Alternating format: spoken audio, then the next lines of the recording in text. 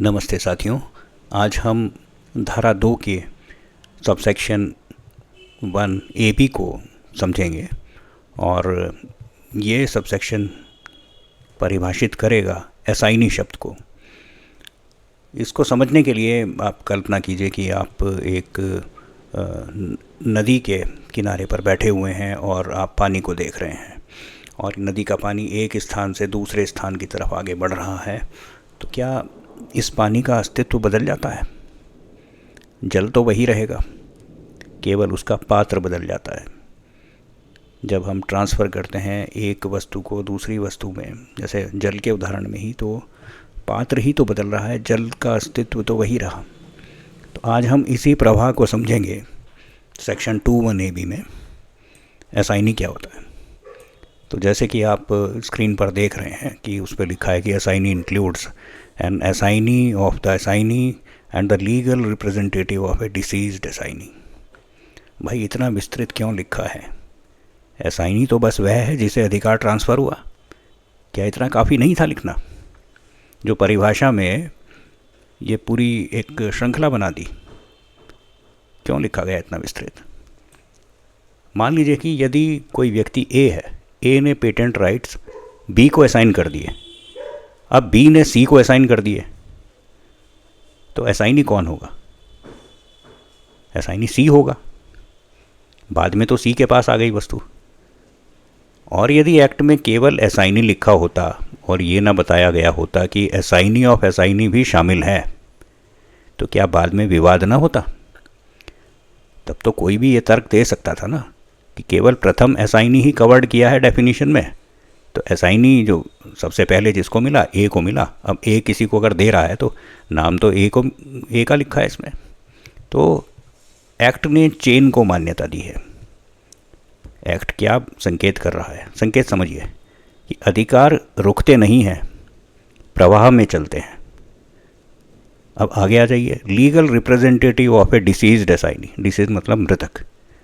Legal representative क्यों जोड़ा गया ये? क्योंकि अधिकार व्यक्ति के साथ मर नहीं जाते। यदि असाइनी का देहांत हो गया तो उसकी एस्टेट किसे जाएगी? उसके लीगल रिप्रेजेंटेटिव को। इसलिए डेफिनेशन स्पष्ट करती है कि वह भी असाइनी माना जाएगा। दोस्तों, पेटेंट एक संपत्ति है और संपत्ति का स्वभाव ट्रांसफरेबल होना, ये हम सबको विदित है। यदि कानून चेन को रिकॉग्नाइज ना करे तो क्या होगा? व्यापार ठप हो जाएगा। प्रॉपर्टी है तो व्यापार होगा। मिनिस्ट्री ऑफ कॉमर्स की विषय वस्तु होती है पेटेंट।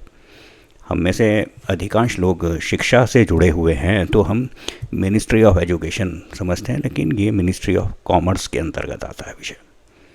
यदि असाइनमेंट डीड प्रॉपरली रिकॉर्ड नहीं हुआ है रजिस्टर में, डीड की रिकॉर्डिंग प्रॉपरली रजिस्टर में अंकित नहीं हुई है, तो क्या नया असाइनी अधिकार लागू कर सकता है? अब सब्सटेंटिव ट्रांसफ़र डीड से होता है और एनफोर्सेबिलिटी और एविडेंशियरी वैल्यू के लिए रजिस्टर में एंट्री बहुत ज़रूरी होती है। तो असाइनी को सेक्शन 67 और 68 भी देखने पड़ेंगे। ये हम बाद में चर्चा करेंगे, लेकिन अभी हम इस बात पर एक स्पष्टता ले लेते हैं कि पेटेंट एक्ट में राइट्स होना एक अलग बात है और उनकी एनफोर्सेबिलिटी अलग बात है।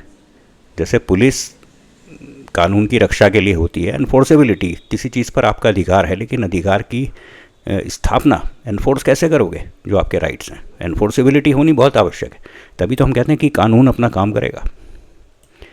इसलिए असाइनी को सेक्शन 67-68 में हम बाद में देखेंगे। इससे एक बात ये भी स्पष्ट होती है कि पेटेंट व्यक्तिगत गौरव नहीं है, बल्कि कमर्शियल एसेट है।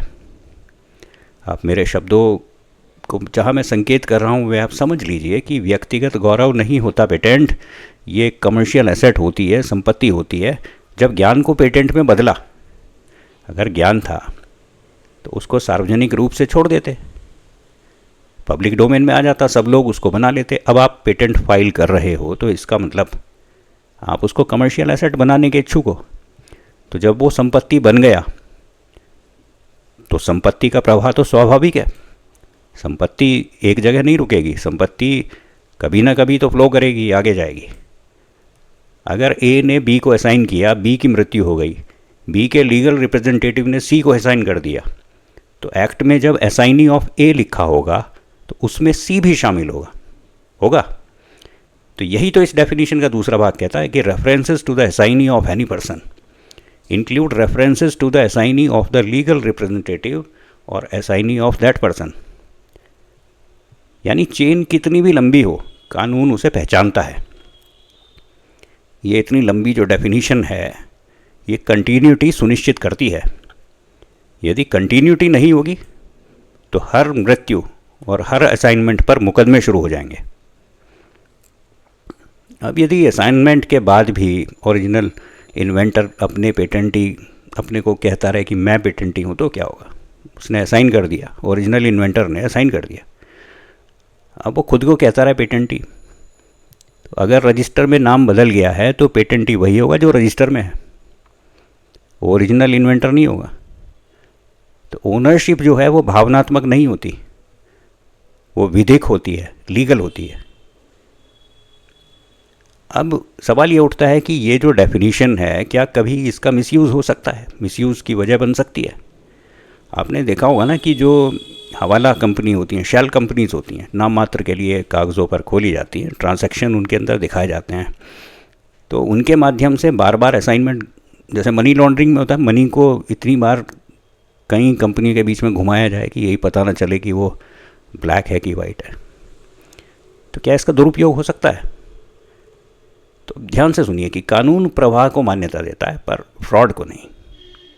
अगर असाइनमेंट फेक है तो कोर्ट सब्सटेंस देखेगी, खाली फॉर्म नहीं देखेगी वो रजिस्टर का, उसका सब्सटेंस देखेगी, कोर्ट में जाएगा केस।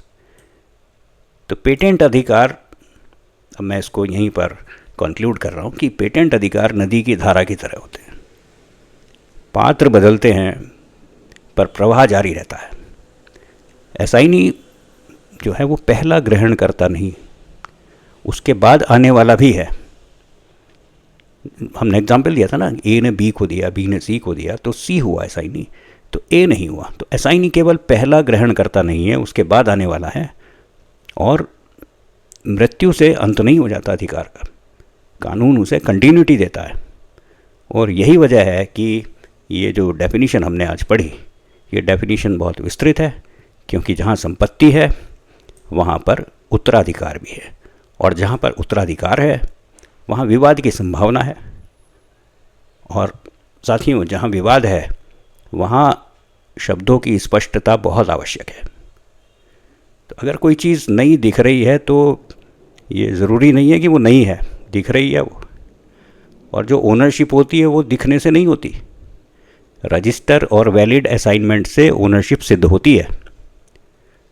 तो अंत में हम वही कहेंगे कि न्यायालय क्या कहता है कि जब स्टैट्यूट किसी शब्द को व्यापक रूप से डिफाइन करे तो उसकी श्रृंखला को संकुचित करके नहीं पढ़ा जाएगा, उसकी श्रृंखला को विस्तृत रूप से पढ़ा जाएगा। धन्यवाद।